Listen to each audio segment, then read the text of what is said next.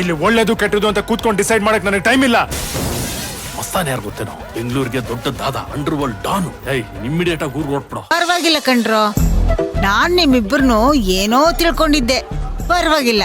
ಯಾಕಜ್ಜಿ?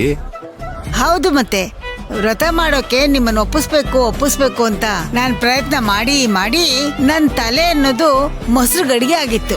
ನೀವು ನಿಜವಾಗ್ಲೂ ಇಷ್ಟು ಭಯ ಭಕ್ತಿಯಿಂದ ವ್ರತ ಮಾಡ್ತಿರೋ ಇಲ್ವೋ ಅನ್ಕೊಂಡಿದ್ದೆ.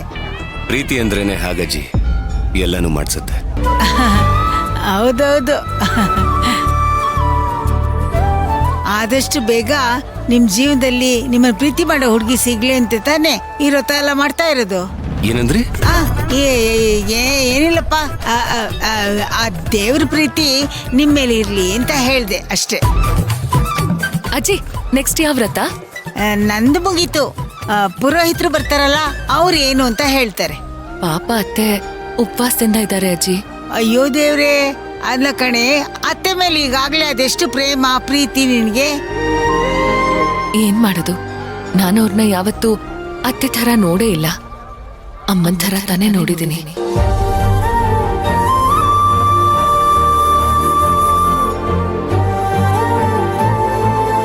ಪಲ್ಲವಿ, ನಿನಗಿರೋ ಒಳ್ಳೆ ಮನ್ಸಿಗೆ ಆ ದೇವ್ರು ಒಳ್ಳೇದೇ ಮಾಡ್ತಾನಮ್ಮ. ಗ್ಯಾಪ್ ಸಿಕ್ಕಿದ್ರೆ ಸಾಕು, ಬರೀ ಪೂಸಿ ಹೊಡಿಯೋದೇ ಆಯ್ತು.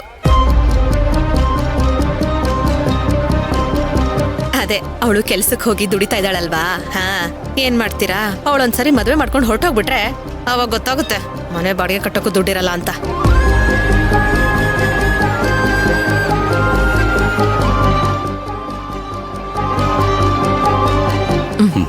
ನಡೀರಿ.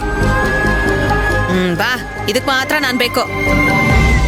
ಅವರ ಇನ್ನೂವರೆಗೂ ಫೋನ್ ಬಂದಿಲ್ಲ ಅಂತಂದ್ರ ಇನ್ನು ಕೆಲಸನ ಆಗಿಲ್ಲ ಅಂತ ಅರ್ಥ.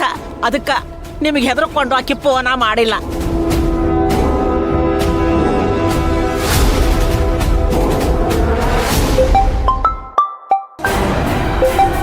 ಆಕಿನೇ ಫೋನ್ ಮಾಡಕ್ ಹತ್ಯಾಳ ಅಂದ್ರ ಕೆಲಸ ಆಗಿರ್ಬೇಕಾ?